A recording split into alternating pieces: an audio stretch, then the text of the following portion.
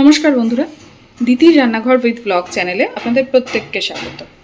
দেখুন, আজকে নিয়ে চলে এসেছি একদম অনুষ্ঠান বাড়ির স্টাইলে মাছের কালিয়া।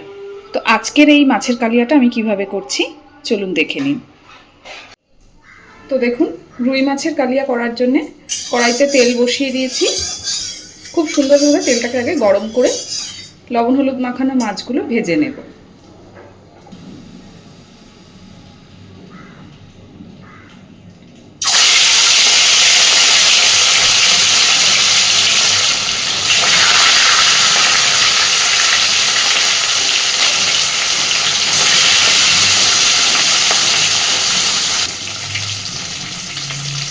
মাছগুলোকে হালকা করেই ভাজবো, খুব বেশি কড়া করে ভাজবো না।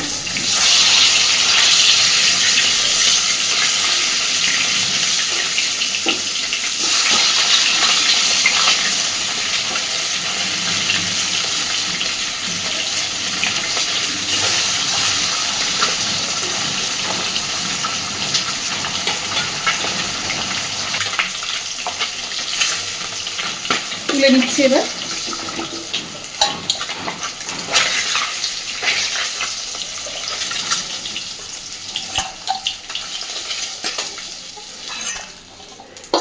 এই একইভাবে বাকি সমস্ত মাছগুলোকেই আমি হালকা করে ভেজে নেব। সমস্ত মাছ ভেজে তুলে নিয়েছি। এইবার কড়াইতে ফোড়নে দিচ্ছি একটা শুকনো লঙ্কা, একটা তেজপাতা, আর দিচ্ছি সামান্য একটু আস্ত জিরে।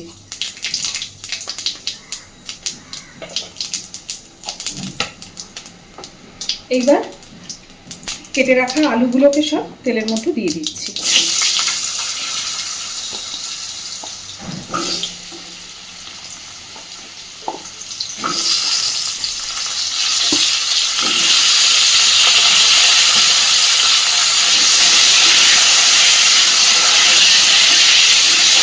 সুন্দর করে আলুগুলোকে একটু ভেজে নেব।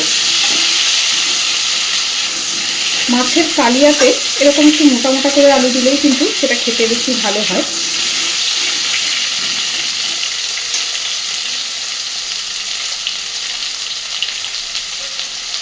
দিয়ে দিচ্ছি পরিমাণ মতো লবণ।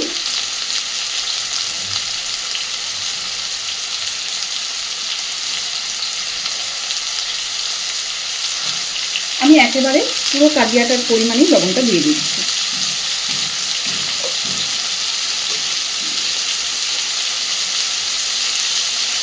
দিচ্ছি হলুদ গুঁড়ো,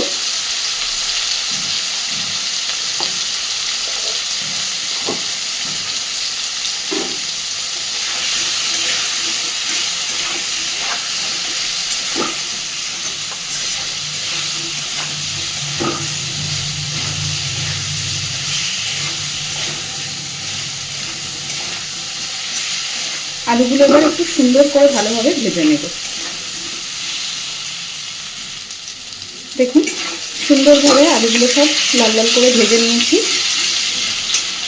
এইবার এর মধ্যে দিয়ে দিচ্ছি, আমি এখানে মিক্সিতে একসাথে করে বেটে নিয়েছি একটা মিডিয়াম সাইজের পেঁয়াজের থেকে অর্ধেকটা পেঁয়াজ, একটা টমেটো, 2 কোয়া রসুন আর একটু আদা, 2 চামচ জিরে। আবারও বলি, অর্ধেকটা একটা মিডিয়াম সাইজের পেঁয়াজের অর্ধেকটা পেঁয়াজ, একটা টমেটো, 2 কোয়া রসুন আর সামান্য একটু জিরে, একটু আদা। এবার এই বেটে নেওয়া মশলাটাকে আমি এর মধ্যে দিয়ে দিচ্ছি।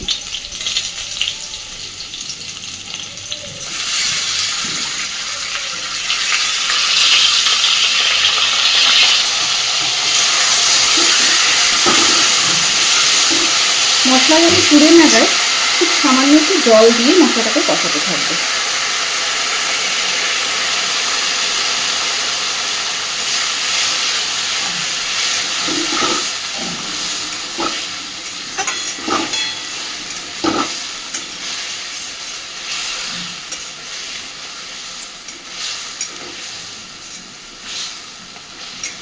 সুন্দর করে এবার আলুর সাথে মশলাটাকে বেশ খানিকক্ষণ সময় নিয়ে একটু কষিয়ে নেব। এই পর্যায়ে দিয়ে দিচ্ছি পরিমাণ মতো লঙ্কার গুঁড়ো।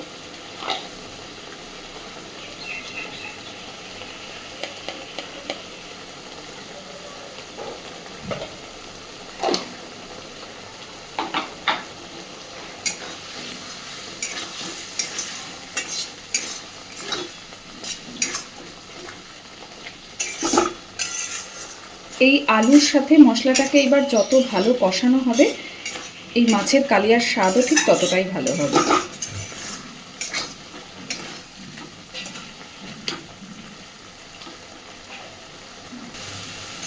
দেখুন মশলা থেকে পুরোপুরি তেল ছেড়ে গেছে, সুন্দরভাবে মশলাটা আলুর সাথে কষে নিয়েছি।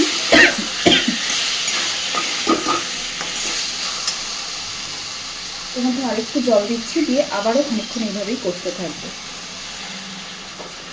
অল্প অল্প করে 2-3 বার করে জল দিয়ে দিয়ে মশলাটা কষালে একবার বাড়িতে এইভাবে ট্রাই করে দেখবেন, সেই ধরনের রান্নাগুলো কিন্তু খেতে ভীষণ টেস্টি হয়।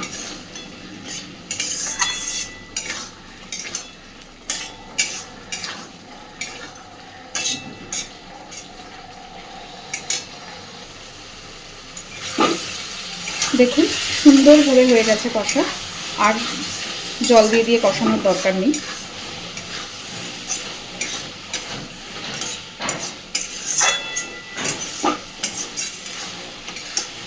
এই পর্যায়ে এবার আমি পরিমাণ মতো ঝোলের জন্য জল দিয়ে দিচ্ছি।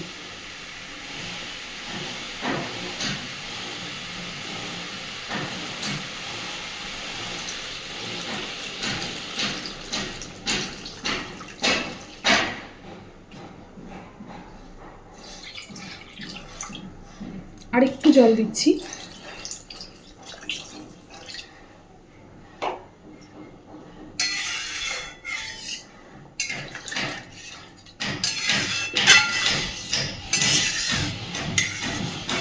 সব কিছুকে খুব ভালোভাবে এবার ফুটিয়ে নেব।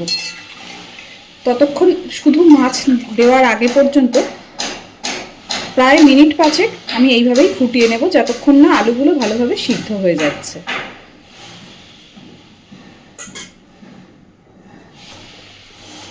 দেখুন খুব সুন্দরভাবে সব কিছু ফুটতে শুরু করেছে।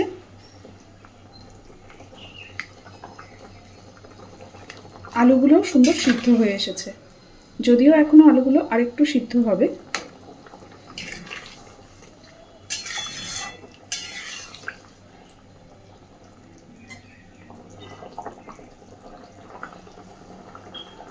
এইবার সমস্ত ভেজে রাখা মাছগুলোকে আমি ঝোলের মধ্যে দিয়ে দিচ্ছি।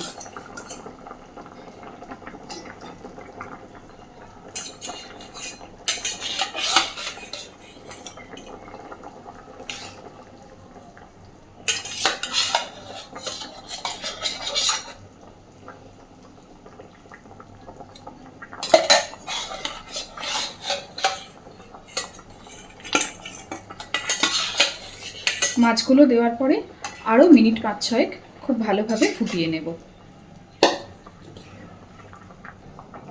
আলুগুলো অলরেডি অনেকটা সিদ্ধ হয়ে গেছে। এইবার বাকিটাও যতক্ষণ মাছের ঝোলটা মাছ দেওয়ার পরে যতক্ষণ ফুটবে তাতে পুরোটাই সিদ্ধ হয়ে যাবে। দেখুন একদম অনুষ্ঠান বাড়ির স্টাইলের মাছের কালিয়া কিন্তু রেডি। এই পর্যায়ে আমি ওপর থেকে একটু গরম মশলার গুঁড়ো ছড়িয়ে দিচ্ছি।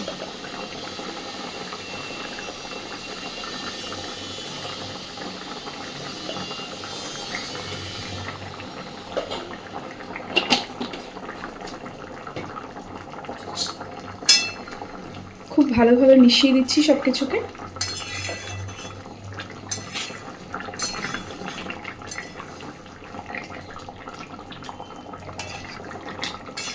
এবার গ্যাসের ফ্লেমটাও অফ করে দিচ্ছি।